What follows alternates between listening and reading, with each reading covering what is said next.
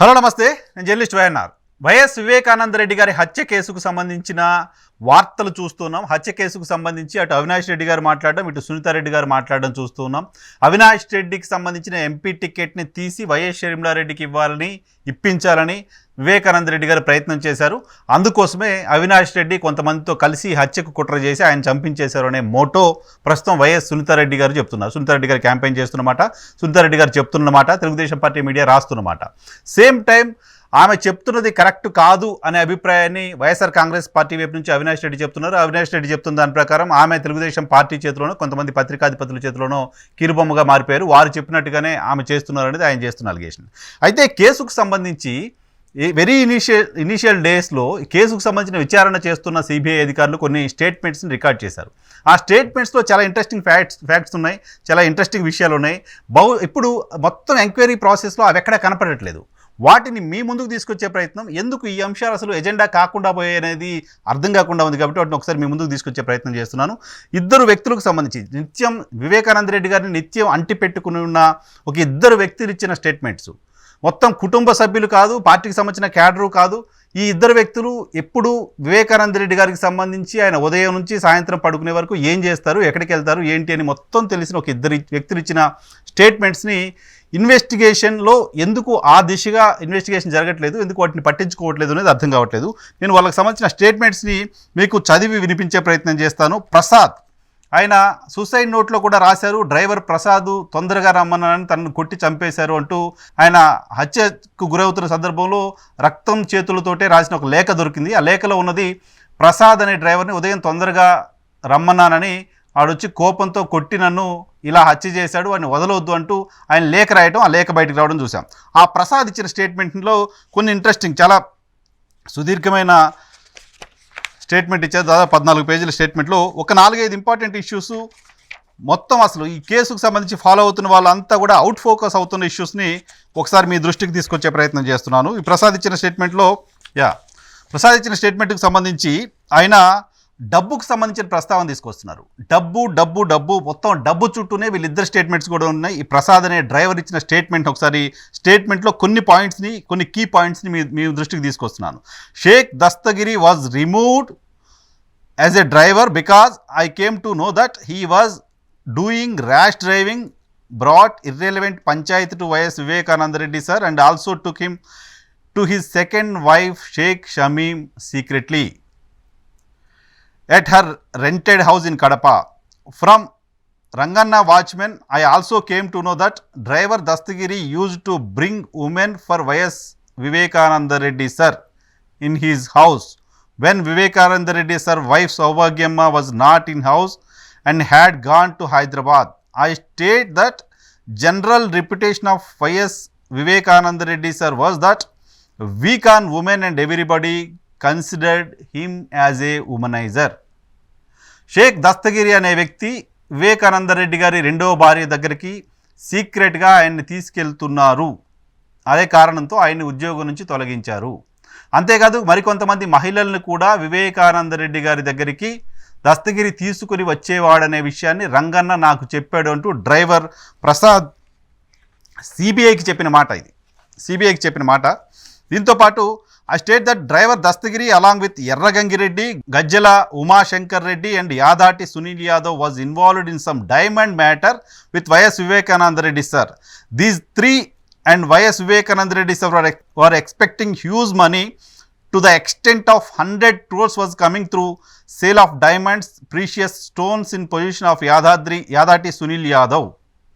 So 100 కోట్ల రూపాయలు డబ్బులు రాబోతున్నాయి అనే దానికి సంబంధించి కొన్ని స్టోన్స్, వజ్రాలు, మరికొన్ని స్టోన్స్ అమ్మకం ద్వారా డబ్బులు వస్తాయనే దానికి సంబంధించిన చర్చ వీళ్ళ మధ్య జరుగుతోంది అనే విషయాన్ని ఆయన చెప్పారు. జరుగుతుంది, చాలా రోజులుగా జరుగుతుంది అనే విషయాన్ని.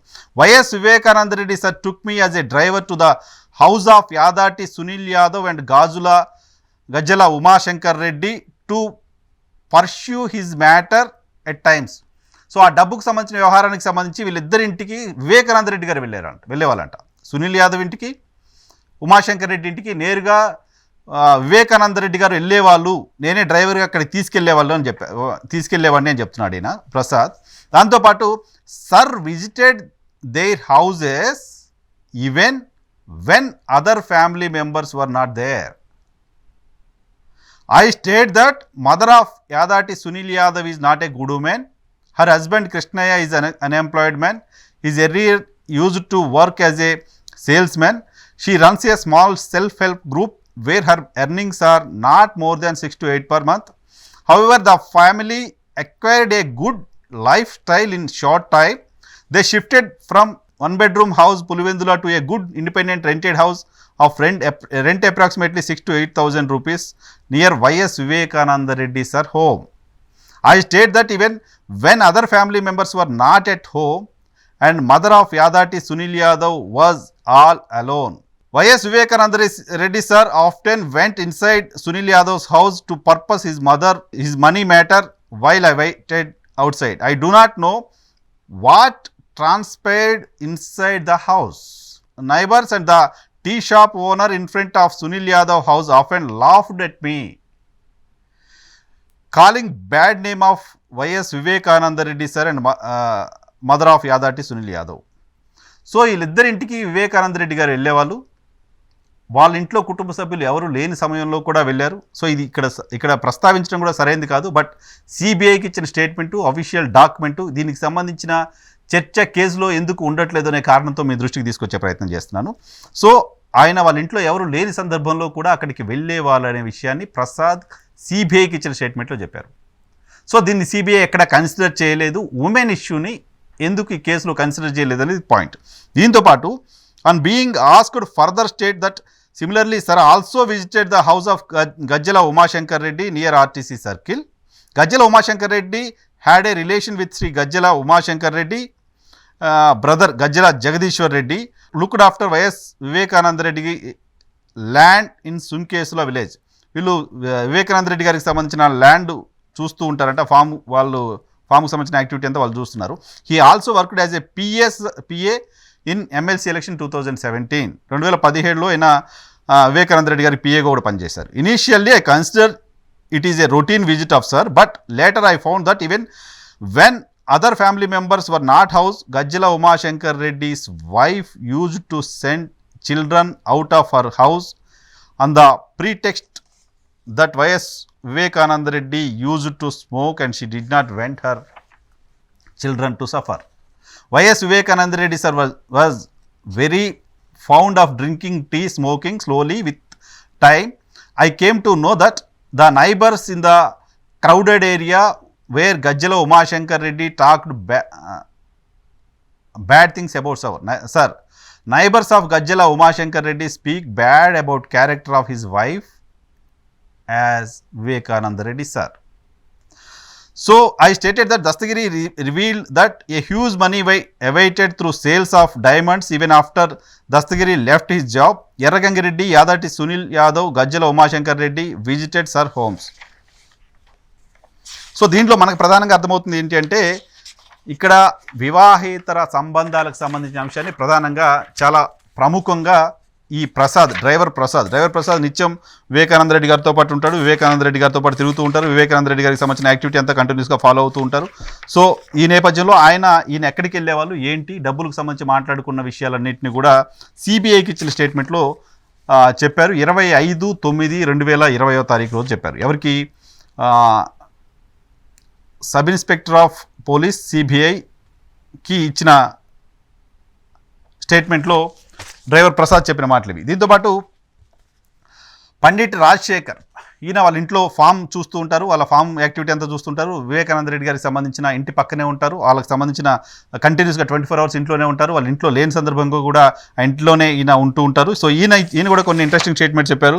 ఈ స్టేట్మెంట్స్ని ఎక్కడ కూడా సిబిఐ తన విచారణలో పట్టించుకున్న దాఖలాలు మనకు కనపడవు. అసలు ఈ చర్చ కూడా ఎక్కడ మనకు కనపడదు.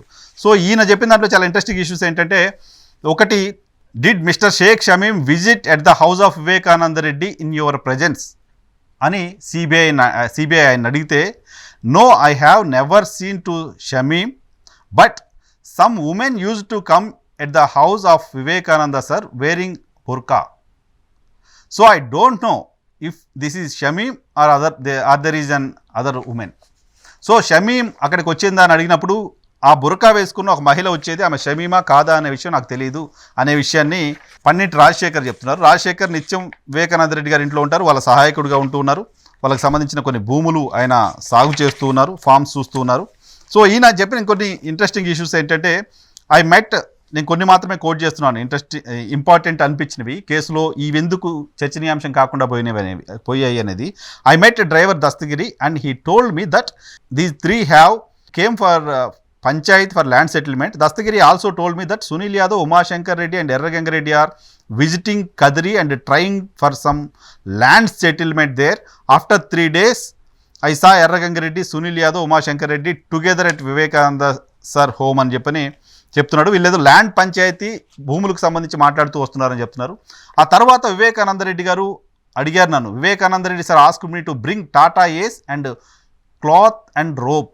టాటా ఏస్ వాహనం తీసుకురా, దానికి పైన రోప్ ఉండాలి, క్లాత్ కూడా ఉండాలి అని వివేకానంద రెడ్డి సార్కు నేరుగా ఈయనకు చెప్పినట్టుగా చెప్తున్నారు. ఎవరికి? రాజశేఖర్కి చెప్పినట్టు చెప్తున్నారు. ఎందుకు అది?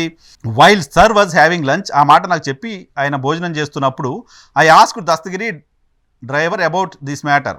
Dastagiri told me that Sunil Yadav is bringing huge money from Bengaluru and that money is kept in a box. Dastagiri directed me to reach Kadiri in Tata Ace and wait near Mallikamala cross in Kadiri to collect the money. Sunil Yadav Bengaluru నుంచి ఒక పెద్ద కంటైనర్లో డబ్బులు తీసుకొస్తున్నాడు, బాక్స్లో డబ్బులు తీసుకొస్తున్నాడు. ఆ డబ్బుల్ని ఇక్కడికి పులివెందులకు తీసుకురావడం కోసం టాటా ఏస్ వెహికల్ని పైన ఒక రోప్ అది క్లాత్ తీసుకొని మేము అక్కడికి వెళ్ళాలి, మనం అక్కడికి వెళ్తున్నాం అనే విషయాన్ని దస్తగిరి రాజశేఖర్కి చెప్పారు. రాజశేఖర్కి వివేకానంద రెడ్డి గారు ఏం చెప్పారు? టాటా ఏస్ వెహికల్ పైన క్లాత్ అంతా తీసుకొని రెడీగా ఉండు అని చెప్పారు. సో దస్తగిరిని అడిగారు, ఎందుకు ఈ వెహికల్ ఎందుకు అడుగుతున్నారంటే అదే మనం మాట్లాడుకున్నాం కదా, ఆ డబ్బులు వచ్చేస్తున్నాయి, అది తీసుకురావడానికి మనం అక్కడికి వెళ్తున్నాం అనే విషయాన్ని దస్తగిరి రాజశేఖర్కి చెప్పాడు. I reached Kadiri in Tata Ace by 2:30 to 3 p.m. I waited there in my Tata Ace vehicle till 5 to 5:30 p.m. At that time, I saw Vivekananda Reddy sir, Erragangareddy and Dastagiri coming in Vivekananda Reddy sir Innova car. Umashankar Reddy and Sunil Yadav were following them in other small Tata Ace car. Dastagiri asked me to follow them in Pulivendula and we will come back to Pulivendula. After coming back, I asked Dastagiri what happened about money. Dastagiri told me that money vehicle was stopped at some check post and will arrive later. డబ్బులు రాలేదు, సాయంత్రం 5:30 వరకు wait చేసాం, డబ్బులు రాలేదు, ఏమైనాయి అని నేను దస్తగిరిని అడిగాను. డబ్బులు ఏమైపోయింది, వస్తాయని చెప్పారు కదా. సో డబ్బులు రాలేదు, ఒక చెక్ పోస్ట్ దగ్గర ఆగిపోయాయి, తర్వాత వస్తాయి అని చెప్పి దస్తగిరి నాకు చెప్పాడనే విషయాన్ని రాజశేఖర్ సిబిఐ అధికారులకు చెప్పారు. By this time I was known to us that Sunil Yadav was bringing huge money from Bengaluru, that Vivekananda Reddy will be receiving huge money out of it while others also get some share. I did not have any exact idea of the amount. I asked Dastagiri if I can also get some money amounting 2 to 3 lakhs is also needed money to marry my sister. After 4-5 days, I telephonically contacted Umashankar and also I asked him also to give me 2 to 3 lakhs rupees as I wanted to marry my younger sister. Umashankar told me that he also had ladies in his house and that after land settlement work he will give 5 lakhs. Umashankar cautioned me not to share this anyone. ఈ విషయాన్ని ఎవరికి చెప్పకు, తొందరలో మనకు కూడా డబ్బులు వస్తాయి, నేను కూడా నీకు 5 లక్షలు ఇస్తాననే విషయాన్ని ఉమాశంకర్ చెప్పారు రాజశేఖర్కి. డబ్బులు వచ్చేస్తున్నాయి, నేను నీకు 2-3 లక్షలు ఇస్తాననే విషయాన్ని దస్తగిరి కూడా చెప్పారు. సో ఇక నా పాయింట్ ఏంటంటే, ఇంత పెద్ద ఎత్తున డబ్బులు వస్తాయని ఏర్పాటు చేసుకుంటున్నారు, రెడీ చేసుకుంటున్నారు, ఈ డబ్బులకు సంబంధించిన వ్యవహారం ఎందుకు అసలు ఎక్కడ ఎంక్వైరీలో లేకుండా పోయింది? అది ఆ పాయింట్ ఎందుకు సిబిఐ టచ్ చేయలేదు అనేది పాయింట్. But slowly Sunil Yadav and Umashankar visit to Vivekananda Reddy sir house started getting ledger. I saw that Vivekananda Reddy sir used to eagerly wait for their visit to his house. I twice went along with Dastagiri to Sunil Yadav and Umashankar house to call them on Vivekananda Reddy sir's instructions, but they did not come to Dastagiri's made some other excuses. దస్తగిరిని పిలుచుకురమ్మని నన్ను చాలాసార్లు పంపించారు, but Dastagiri రావడానికి interest చూపించలేదు, దస్తగిరి రాలేదు, ఉమాశంకర్ కూడా రాలేదు అనే విషయాన్ని చెప్తున్నారు. అలాగే ఒకరోజు Vivekananda Reddy sir got very angry and Erragangareddy and inquired from him as to when will the money actually come. Vivekananda Reddy started getting frustrated about money and started consuming excessive alcohol one day I saw Erra Ganga Reddy counseled sir that money will not come by getting desperate and shouting. The boy will bring money shortly. Vivekananda Reddy sir used to scold, abuse bad words to Erragangi Reddy, but still Erragangi Reddy kept coming to meet Vivekananda Reddy sir. So డబ్బులు రాలేదు అనే frustration Vivekananda Reddy గారితో కనపడుతోంది. విపరీతంగా alcohol తాగేస్తున్నారు, Erragangi రెడ్డిని కొడుతున్నారు, ఆయన విపరీతంగా షౌట్ చేస్తున్నారు, అరుస్తున్నారు, బూతులు తిడుతున్నారు. ఆ డబ్బులు రావాల్సిందే అని చెప్తున్నారు. ఆ డబ్బులు రావు, వదిలేయండి ఇంకా అని ఎర్రగంగి రెడ్డి చెప్తున్నారు. బట్ ఆ డబ్బులు రావాల్సిందేనంటూ ఈయన చాలా అరవటం చూశాను అనే విషయాన్ని కూడా సిబిఐ దృష్టి రాజశేఖర్ తీసుకొచ్చారు. ఇక Vivekananda Reddy sir condition started getting deteriorated. He started consuming excessive alcohol. I got very scared seeing Vivekananda Reddy sir condition. One day I called from my mobile phone so and so number to and Rajshekar Reddy sir on his mobile number so and informed him that some panchayat is taking place and Vivekananda Reddy sir is waiting for a huge money desperately. He is consuming excessive alcohol and cigarettes and also lies down and on stairs sometimes. I carried Vivekananda Reddy sir inside in house and Rajshekar came to Hyderabad and scolded me that why did not inform him early and why I was allowing Sunil Yadav and Umashankar Reddy to enter into the house. So ఆయనకు వాళ్ళ అల్లుడికి phone చేసి చెప్పాననే విషయాన్ని చెప్తున్నారు రాజశేఖర్. ఇలా విపరీతంగా తాగి పడిపోతున్నారు, డబ్బులకు సంబంధించిన ప్రస్తావన తీసుకొస్తున్నారు. సో ఆ డబ్బులు రాలేదనే ఫ్రస్ట్రేషన్లో ఆయన ఉన్నారు, తాగి పడిపోతున్నారు, బయట మెట్ల పైన పడిపోయారు, నేను ఆయన తీసుకెళ్లి ఇంట్లో పడుకోబెట్టాననే విషయాన్ని రాజశేఖర్ సునీతారెడ్డి గారి భర్తకి ఫోన్ చేసి చెప్తే ఆయన వచ్చి ఎందుకు మిగతా వాళ్ళందరినీ సునీల్ యాదవ్ వీళ్ళందరినీ ఇంట్లోకి ఎందుకు అలౌ చేసినా అలౌ చేయొద్దు, సో ఇటువంటి నాకు ఇంత ముందే ఎందుకు చెప్పలేదనే విషయాన్ని రాజశేఖర్ రెడ్డి తనపైన కోపడ్డాడు అనే విషయాన్ని కూడా ఆ సిబిఐకి ఇచ్చిన స్టేట్మెంట్లో రాజశేఖర్ చెప్తున్నారు. I state that about 6 months ముందు, ఇది ఒక ఇంపార్టెంట్ పాయింట్, ఇది చాలా ఇంపార్టెంట్ పాయింట్. ఆయన చనిపోవడానికి 6 నెలల ముందు Vivekananda Reddy sir and Dastagiri and myself అంటే రాజశేఖర్ వివేకానంద రెడ్డి సార్కి సంబంధించిన ఇన్నోవా కార్లో బెస్తవారిపల్లిలో ఉన్న వాళ్ళ ఫామ్కి వెళ్తున్నారు. ఎంవి కృష్ణారెడ్డి ఎవరైతే పిఏ ఉన్నారో ఆయన మోటార్ సైకిల్ పైన ఫాలో అవుతున్నారు. The instructions of Vivekananda Reddy sir, we looked for the possibility of hiding huge amount in the field of Vivekananda Reddy sir in a room. So అప్పుడు మాట్లాడుకుంటుంది ఒక big money వస్తుంది, ఆ big మనీని ఫామ్లో ఉన్న ఒక రూమ్లో దాచిపెట్టాలనే విషయాన్ని మాట్లాడుకుంటున్నారు. చనిపోవడానికి 6 నెలల ముందు ఓ బిగ్ మనీ మనకు రాబోతోంది, ఆ మనీని మనం ఫామ్ హౌస్లో ఒక రూమ్లో ఎక్కడ దాచిపెట్టాలనే విషయాన్ని మాట్లాడుకున్నారు. ఈయన కూడా రాజశేఖర్ ముందు మాట్లాడుకున్నారు, దస్తగిరి కూడా ఉన్నారు అప్పుడు మాట్లాడుకున్నారు. హైడింగ్ ద మనీ గురించి మాట్లాడుకున్నారు. The possibility of keeping the huge money in the room was explored. I also remembered that at the time MV Krishna Reddy told me, పిఏగా ఉన్న Krishna Reddy, as to whether we will also receive any huge amount like this in our lifes or our lifes will pass in poverty like this only. So మన పేదరికం పోతుంది, ఆ డబ్బులన్నీ వచ్చేస్తే అనే విషయాన్ని కృష్ణారెడ్డి తనతో చెప్పారనే విషయాన్ని కూడా చెప్తున్నారు. I saw that one night about 8 PM. ఇంకో విషయం, ఈ ఉమెన్కి సంబంధించిన ఇష్యూలో ఆయన వివాహేతర సంబంధాలకు సంబంధించిన మరో విషయాన్ని కూడా రాజశేఖర్ కూడా సిబిఐకి చెప్పారు. ప్రసాద్ చెప్పారు, డ్రైవర్ ప్రసాద్ చెప్పారు, తాజాగా రాజశేఖర్ కూడా చెప్తున్నారు. ఏం చెప్తున్నారు, ఒక ఎగ్జాంపుల్ చెప్తున్నారు నేను. I saw that one night at about 8 PM, one Krishnamurthy of village Erragudipalem brought one Muslim women for panchayat to Vivekananda sir. But Vivekananda sir kept the children and Krishnamurti waiting outside and took the Muslim woman to his bedroom. In 2 occasions ఇలా జరిగింది అనే విషయాన్ని ఆయన mention చేస్తూ ఉన్నారు. So ఈ రెండు వాళ్ళిద్దరికి సంబంధించిన స్టేట్మెంట్స్లో సిబిఐకి వీళ్ళిద్దరు ఇచ్చిన స్టేట్మెంట్స్లో, సిబిఐ అధికారులకు వీళ్ళిద్దరు ఇచ్చిన స్టేట్మెంట్స్లో మనకు ప్రధానంగా కనపడుతుంది. నేను మీ దృష్టికి తీసుకురావాలనుకుంటుంది ఏంటంటే ఈ మొత్తం ఇష్యూలో మనీకి సంబంధించిన వ్యవహారం కీలకమైనదిగా ఉంది. ఆ మనీకి సంబంధించిన చర్చ ఎందుకు లేకుండా పోయింది మొత్తం సిబిఐ కేసులో. వీళ్ళిద్దరూ చాలా దగ్గరగా, వివేకానంద రెడ్డి గారికి సంబంధించి చాలా దగ్గరగా ఉన్న మనుషులు. వీళ్ళు మొత్తం ఈ స్టేట్మెంట్స్ ఇస్తున్న సందర్భంలో ఏ ఒక్క సందర్భంలో కూడా, ఏ ఒక్క మాట కూడా అవినాష్ రెడ్డి గారి ఎంపీ టికెట్ వ్యవహారానికి సంబంధించి కానీ, లేదా వైఎస్ షర్మిల గారికి సంబంధించిన ఎంపీ టికెట్ వ్యవహారం కానీ, లేదా అవినాష్ రెడ్డి గారి పైన, ఇంకా భాస్కర్ రెడ్డి గారి పైన, మిగతా వాళ్ళకు వ్యతిరేకంగానో వివేకానంద రెడ్డి గారు మాట్లాడారు, వాళ్ళతో శత్రుత్వం ఉంది అనే విషయానికి సంబంధించిన ప్రస్తావన వీళ్ళ స్టేట్మెంట్స్లో ఎక్కడ కనపడట్లా. సో దాన్ని సిబిఐ అడగలేదేమో, ఆ ప్రస్తావన ఇక్కడ ఎందుకు ఉంటుంది అనుకోవడానికి లేదు. నిజానికి ఆయనకు సంబంధించిన మహిళల సంబంధాలకు సంబంధించిన ప్రస్తావన కూడా లేదు, అది తీసుకొచ్చారు, అది చెప్పారు. మనీకి సంబంధించిన ప్రస్తావన కూడా అడగలేదు, అది చెప్పారు. సో ఇక్కడ కేసే మొత్తం అవినాష్ రెడ్డి గారు టికెట్ గురించి జరుగుతున్నప్పుడు, దానికి సంబంధించిన మొత్తం చర్చ జరుగుతున్నప్పుడు, దాని చుట్టే కేసును తిప్పే ప్రయత్నం జరుగుతూ ఉన్నప్పుడు, సో కేసుకు సంబంధించి ఆ టికెట్కు సంబంధించిన అంశంలో వీళ్ళిద్దరిని ఎందుకు ప్రశ్నించలేదు, వీళ్ళిద్దరూ ఎందుకు చెప్పలేదు అనేది పాయింట్.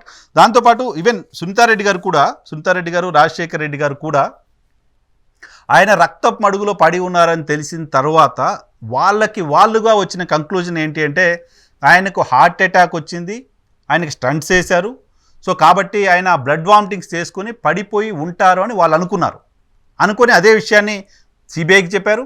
అదే విషయాన్ని అప్పుడు మంత్రిగా ఉన్న ఆదినారాయణ రెడ్డి గారికి ఫోన్ చేసి చెప్పారు. ఎవరు చెప్పారు? సునీతారెడ్డి గారి భర్త ఫోన్ చేసి చెప్పారు. సో ఫోన్ చేసి ఆయన బ్లడ్ వామిటింగ్స్ చేసుకొని చనిపోయి ఉంటారు, హార్ట్ ప్రాబ్లం ఉంది అనే విషయాన్ని నేరుగా సునీతారెడ్డి గారి భర్త అప్పటి మంత్రిగా ఉన్న ఆదినారాయణ రెడ్డి గారికి ఫోన్ చేసి చెప్పారు. సో అంటే అప్పటి వరకు అది హత్య, లేకపోతే హత్య జరిగితే ఆనవాళ్ళు లేకుండా చేయడానికి ప్రయత్నం చేశారు కొంతమంది అనేది ఒక చర్చ అయితే, సో ఇక్కడ బ్లడ్ వామిటింగ్స్, ఆయన హార్ట్ అటాక్తో చనిపోయారనే కంక్లూజన్కి సునీతారెడ్డి గారి భర్త ఎలా వచ్చారో అనే ఒక పాయింట్ కూడా సిబిఐ ఎస్టాబ్లిష్ చేయాల్సిన అవసరం ఉంది. దాంతోపాటు ఒక 2-3 కీలకమైన అంశాలు దీనికి సంబంధించి ఉన్నాయి. షమీమ్కి సంబంధించిన ప్రస్తావన మొత్తం కేసులో ఎందుకు లేకుండా పోతోంది? ఆ రోజు హత్య జరిగిన సందర్భంగా దస్తావేజులు ఏదో ఎతికారు, దస్తావేజులు కొన్ని తీసుకెళ్ళిపోయారు, ఇటువంటి వార్తలు విన్నాం, ఇటువంటి స్టేట్మెంట్స్ కూడా కొంతమంది కేసుకు సంబంధించిన వాళ్ళు సిబిఐ ముందు చెప్పారు. అటువంటప్పుడు షమీమ్ ఎక్కడుంది? వివేకానంద రెడ్డి గారి వారసుడు ఎక్కడున్నారు? షమీమ్ కుమారుడు, షమీమ్కి వివేకానంద రెడ్డి గారికి పుట్టిన బాబు ఇప్పుడు ఎక్కడున్నారు? అతను కూడా వివేకానంద రెడ్డి గారికి సంబంధించిన వారసుడు కదా. షమీమ్కి సంబంధించిన ప్రస్తావన ఎందుకు లేకుండా పోతోంది? ఈ కేసులో సౌభాగ్యమ్మ గారు ఎలా బాధితులు తన భర్తను పోగొట్టుకుని, ఈవెన్ షమీమ్ కూడా అట్లాగే తమ భర్తను పోగొట్టుకున్న బాధితురాలే కదా. ఆమె ఎందుకు కేసులో ఎక్కడా లేకుండా పోతుంది? ఆమెకు సంబంధించిన ప్రస్తావన సిబిఐ ఎందుకు చేయట్లేదు? ఆమెకు డబ్బులు ఇవ్వాలనుకుంటున్నారు, దాన్ని ఆపే ప్రయత్నం చేస్తున్నారు. ఆమె దగ్గరికి వివేకానంద రెడ్డి గారిని తీసుకెళ్తున్నాడు కాబట్టి దస్తగిరిని ఉద్యోగం నుంచి తీసేశారు. ఆమె దగ్గరికి వివేకానంద రెడ్డి గారు వెళ్లకుండా కట్టడి చేసే ప్రయత్నం చేస్తున్నారు. ఇవన్నీ సునీతారెడ్డి గారు, భర్త గారు, లేకపోతే సౌభాగ్యం గారి వైపు నుంచి జరుగుతూ ఉన్న క్రమంలో సో ఆమెకి ఆస్తి ఇవ్వకుండా అడ్డుకునే ప్రయత్నం జరిగింది అనే ఎస్టాబ్లిష్మెంట్ కనపడుతోంది కదా. ఆ దిశలో ఎందుకు సిబిఐ విచారణ చేయట్లేదు అనే పాయింట్. ఆ రోజు అక్కడ మిస్ అయిన దస్తావేజుల సంగతి ఏంటి? ఏం మిస్ అయ్యాయి? అసలు మిస్ కాలేదా? ఇది కూడా సిబిఐ క్లారిఫై చేయాల్సిన అవసరం ఉంటుంది. ఆ దిశగా కూడా కేసుని ఎందుకు చూడట్లేదు అనేది ఒక point. Second point, Rajasekhar Reddy గారు, సునీతారెడ్డి గారి భర్త, ఆయన ఇచ్చిన స్టేట్మెంట్లో కూడా చెప్పిన మాట, చివరిసారి మీరు ఎప్పుడు ఆయనతో మాట్లాడారు వివేకానంద రెడ్డి గారితో అంటే, with my father in law at my father in law's house in Bakrapuram, Pulivendula, 14th March around 12:15 PM మాట్లాడారు. This was a long call which I discussed some money matters with my father in law. I needed some money for my business purpose and I asked my father in law for the same.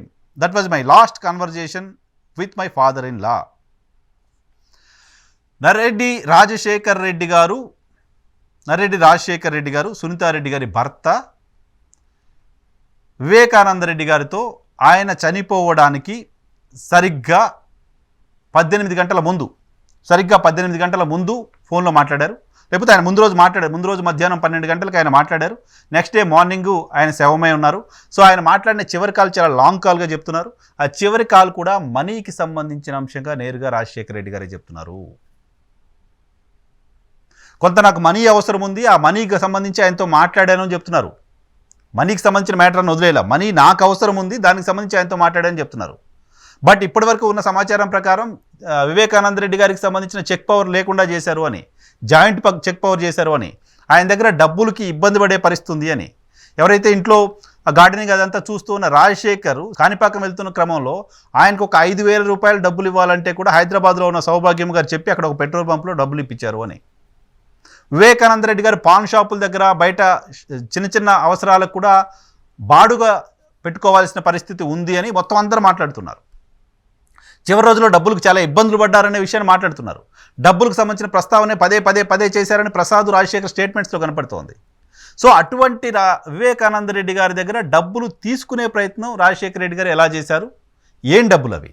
So అక్కడ వాళ్ళిద్దరూ ప్రస్తావిస్తున్నట్టుగా దస్తగిరి కూడా గతంలో ప్రస్తావించినట్టు చెప్తున్న నేపథ్యంలో ఆ 100 కోట్ల 50 కోట్ల bunch of money ఎక్కడుంది? ఆ మనీకి సంబంధించిన వ్యవహారాన్ని నేను అంటే రాజశేఖర్ సునీతారెడ్డి గారి భర్తకు ఫోన్ చేసి చెప్పాననే విషయాన్ని అతను చెప్తున్నాడు. సో అంటే అతను ఫోన్ చేసి చెప్పిన తర్వాత ఆ మనీ ఎక్కడుందో తెలిసిన తర్వాత బహుశా ఆ మనీకి సంబంధించి రాజశేఖర రెడ్డి గారు వివేకానంద రెడ్డి గారితో మాట్లాడి ఉండొచ్చు, గొడవపడి ఉండొచ్చు, లేకపోతే ఆ మనీ ఎక్కడుంది, ఏమైంది, వచ్చిందా, నాకు కావాలని అడిగి ఉండొచ్చు. తప్పేం లేదు, ఆయన దగ్గర మనీ అడగడం తప్పేం లేదు. బట్ ఆ మనీ ఏంటి, ఆ మనీ ఎక్కడిది, ఆ మనీ ఏంటి, దాని చుట్టూ ఎందుకు కాన్సన్ట్రేట్ చేయట్లేదు? ఈ హత్యలో ఆ మనీ ప్రస్తావన కనపడుతుంది కదా, దాని చుట్టూ ఎందుకు తిప్పట్లేదు అనేది పాయింట్. పైగా డైరెక్ట్గా రాజశేఖర రెడ్డి గారే కమిట్ అవుతున్నారు. తాను చివరి ఫోన్ కాల్ మాట్లాడింది డబ్బుల కోసం మా మామగారితో, లాంగ్ కాల్ మాట్లాడాను. ఈయన కాల్ మాట్లాడి నెక్స్ట్ డే ఆయన చనిపోయారు. సో రాజశేఖర రెడ్డి గారికి సంబంధించిన ప్రస్తావన పైన, రాజశేఖర రెడ్డి గారికి సంబంధించిన ఈ డబ్బులు, ఈ చర్చ పైన ఎందుకు సిబిఐ కాన్సన్ట్రేట్ చేయట్లేదు అనేది కూడా పాయింట్.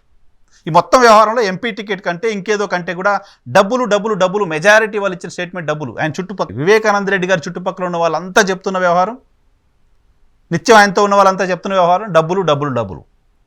బంచ్ వెహికల్ వేసుకుని కదిరికి వెళ్ళారు డబ్బులు తీసుకురావడానికని. ఆ డబ్బులు ఎక్కడ దాచిపెట్టాలని చర్చ చేశారు. ఫామ్ హౌస్లో ఎవరికి తెలియకుండా దాచిపెట్టాలని చర్చ చేశారు. సో ఈ స్థాయిలో ఆ డబ్బులకు సంబంధించిన ప్రస్తావన చేస్తే డబ్బులు ఎందుకు లేవు? షమీంకి సంబంధించిన ప్రస్తావన ఇంతకుముందు నేను చెప్పినట్టుగా షమీంకి సంబంధించిన ప్రస్తావన ఎందుకు లేదు? యాజ్ వెల్ ఆ కంటైనర్ డబ్బు ఇప్పుడు ఎక్కడుంది? నిజంగానే కంటైనర్ వచ్చిందా? వస్తే ఆ డబ్బు ఎక్కడుంది? రాకపోతే అసలు ఆ డబ్బు ఎక్కడి నుంచి రావాల్సిన డబ్బు? ఈ మొత్తం ఎంక్వైరీ ప్రాసెస్ పులివెందుల హైదరాబాద్ దాటి ఎందుకు బెంగళూరు వైపు వెళ్ళట్లేదు? బెంగళూరు సెటిల్మెంట్ గురించి మాట్లాడుతుంటే నేపథ్యంలో అటు ఎందుకు వెళ్ళట్లేదు? సేమ్ టైం అక్రమ సంబంధాలు అనలేము వాటిని, వివాహేతర సంబంధాలు. వివాహేతర సంబంధాలకు సంబంధించి మొత్తం అందరూ మాట్లాడుకుంటున్న క్రమంలో వివాహేతర సంబంధాల నేపథ్యంలో జరిగిన హత్యగా ఎందుకు దీన్ని చూడలేకపోతున్నారు? చూడడానికి సంబంధించిన పాసిబిలిటీ కనబడుతోంది కదా. వివాహేతర సంబంధాల నేపథ్యంలో జరిగిన హత్యగా చూడడానికి సంబంధించిన పాసిబిలిటీ కనబడుతోంది. డబ్బు నేపథ్యంలో జరిగిన హత్యగా చూడడానికి సంబంధించిన పాసిబిలిటీ కనబడుతోంది. రెండో భార్య విషయంలో జరిగిన హత్యగా చూడడానికి సంబంధించిన పాసిబిలిటీ కనబడుతోంది. సో అల్లుడు డబ్బులు అడిగారు, దానికి సంబంధించిన వ్యవహారంలో ఏం జరిగిందనేది తేలాల్సిన అవసరం ఉంది. ఆ కోణంలో కూడా హత్య జరిగి ఉండడానికి సంబంధించిన అవకాశం కనపడుతోంది. ఇవేవీ కాకుండా ఎంపీ టికెట్ అనే ప్రస్తావన ఎందుకు వస్తోంది? ఎంపీ టికెట్ ప్రస్తావన అక్కడ తీసుకొచ్చింది ఎవరు? ఎంపీ టికెట్ నేపథ్యంలో జరిగిన హత్యగా దీన్ని ఏ రకంగా చూడాల్సిన అవసరం ఉంటుంది? మొత్తం కేసులో వీళ్ళిద్దరు ఇచ్చిన స్టేట్మెంట్లు ఒకసారి నేను ముందుకు తీసుకొచ్చిన తర్వాత వీళ్ళిద్దరు చెప్తున్న మాటలో కూడా దస్తగిరి దస్తగిరి మొత్తం అన్ని ఎపిసోడ్లో ఉన్నారు. దస్తగిరి డబ్బులు ప్రస్తావనలో ఉన్నాడు, దస్తగిరి డబ్బులు తీసుకురావడంలో ఉన్నారు. ఇన్ఫ్యాక్ట్ నేను ఇంకొక లైన్ కూడా చదివి వినిపించడం మర్చిపోయాను మీకు. దస్తగిరి ఒక 200 రూపాయల నోటుని ప్రసాద్కో రాజశేఖర్కో చూపిస్తాడు, కొత్త 200 రూపాయల నోటు. ఈ కొత్త 200 రూపాయల నోటు 2000 రూపాయల నోటు ఎక్కడిది నీకు అని అడిగితే ఆ డబ్బులు వచ్చేసాయి అందులోదే ఈ నోటు అని చెప్తాడు దస్తగిరి. వాళ్ళు ఇచ్చిన స్టేట్మెంట్లో ఉంది, సిబిఐకి చెప్పిన స్టేట్మెంట్లో ఉంది. డబ్బులు వచ్చేసాయి, అందులో నుంచి 2200 రూపాయల నోటు కొత్తది అని చూపించిన దస్తగిరిని ఆ డబ్బులు ఎక్కడున్నాయని సిబిఐ అడిగిందా? ఆ డబ్బులు ఎక్కడున్నాయో ట్రేస్ చేసే ప్రయత్నం ఏమైనా చేసిందా? ఇవన్నీ కూడా రకరకాల అనుమానాలకు కారణమవుతున్నాయి. సేమ్ టైం సిబిఐ సునీతారెడ్డి గారిని కూడా చివరిసారి ఎప్పుడు ఫోన్లో మాట్లాడారు మీ నాన్నగారితో అడిగిందా? రాజశేఖర రెడ్డి గారు ఎప్పుడు మాట్లాడారు? 14వ తారీఖు మాట్లాడారని చెప్తున్నారు. ఏం మాట్లాడారో చెప్తున్నారు. సేమ్ టైం సునీతారెడ్డి గారు చివరిసారి ఎప్పుడు ఫోన్ మాట్లాడారు? సునీతారెడ్డి గారితో చివరిసారి ఏం డిస్కస్ చేశారు? డెఫినెట్గా అది కూడా పాయింట్ అవుతుంది. ఆమె ఏం మాట్లాడారు అనేది కూడా ఈ కేసులో విచారించదగ్గ అంశంగా ఖచ్చితంగా చూడాల్సిన అవసరం ఉంటుంది. సొంత కూతురుతో తండ్రి ఏదో ఒకటి మాట్లాడడానికి సంబంధించిన అవకాశం ఉంటుంది. ఎప్పుడు మాట్లాడారు, ఏం మాట్లాడారు, ఏ అంశాలు చర్చించారు, ఈ దిశగా ఎందుకు ఆలోచన చేయట్లేదు? ఇప్పటికీ షమీం ఎక్కడికి పోయింది, ఎందుకు ఆ దిశగా అసలు ఆలోచన కూడా చేయట్లేదు? సో ఈ కేసులో తేలాల్సింది ఒక 2 స్టేట్మెంట్స్ చదివితే నాకు అర్థమైంది. ఆ 2 స్టేట్మెంట్ దాదాపు 35-40 పేజీలు ఉన్నాయి. వాళ్ళిద్దరు రాజశేఖర్ అండ్ ప్రసాద్, డ్రైవర్ ప్రసాద్ ఇచ్చిన స్టేట్మెంట్స్ చదివితే చాలా ఇంట్రెస్టింగ్ ఇష్యూస్ ఉన్నాయి వాటిలో. దీంట్లో మనకి ఇప్పుడు తేలాల్సిన అంశాలు షమీము దస్తావేజులు ఎక్కడ, 2 అల్లుడికి సంబంధించిన ఫోన్ కాలు, ఆ డబ్బులు ప్రస్తావన వచ్చే నేపథ్యంలో ఆ డబ్బులు ఎక్కడ, 3 కంటైనర్లో డబ్బులు వచ్చాయని చెప్తున్న నేపథ్యంలో దస్తగిరి డబ్బులు ఆల్రెడీ వచ్చేసాయంటూ రాజశేఖర్కి చెప్పారు అంటూ ఆయన సిబిఐకి చెప్పిన నేపథ్యంలో ఆ డబ్బులకు సంబంధించి ఏం జరిగింది, ఎందుకు దానిపైన దృష్టి పెట్టట్లేదు? వివాహేతర సంబంధాలకు సంబంధించిన అంశాన్ని ఎందుకు పట్టించుకోవట్లేదు? కుటుంబంలోని మిగతా వాళ్ళకి సంబంధించిన చివరి ఫోన్ కాల్స్, వాళ్ళకి సంబంధించిన గూగుల్ టేక్అవుట్ ఎందుకు పట్టించుకోవట్లేదు? వీళ్ళు చెప్పిన మొత్తం స్టేట్మెంట్లో ఎక్కడా లేని ఎంపీ టికెట్ వ్యవహారాన్ని ఎందుకు తెరపైకి తీసుకొస్తున్నారు? వీటికి ఖచ్చితంగా సిబిఐ అధికారులు సమాధానం చెప్పాల్సిన అవసరం ఉంది. సో బయటికి కనిపిస్తున్న పొలిటికల్ కలర్ వేరు, బయటికి కనిపిస్తున్న పొలిటికల్ రంగు వేరు, ఇంటర్నల్గా కేసుకు సంబంధించిన చాలా చాలా చాలా విషయాలు వేరు. సో ఆ విషయాలపైన దృష్టి పెడితే తప్ప ఈ కేసు తేలదు. ఆ విషయాలపైన దృష్టి పెట్టకుండా ఉండడం కోసం, ఆ విషయాల నుంచి దృష్టి మరల్చడం కోసం జరుగుతున్న ప్రయత్నంగా ప్రస్తుతం బయట జరుగుతున్న డ్రామా అంతా కనపడుతోంది. సో సిబిఐ ఇప్పటికైనా ఆ ఇష్యూస్ పైన దృష్టి పెడితే ఈ కేసులో నిజమైన కల్ప్రిట్ ఎవరు, నిజమైన నిందితులు ఎవరు అనేది తెలిసే అవకాశం ఉంటుంది.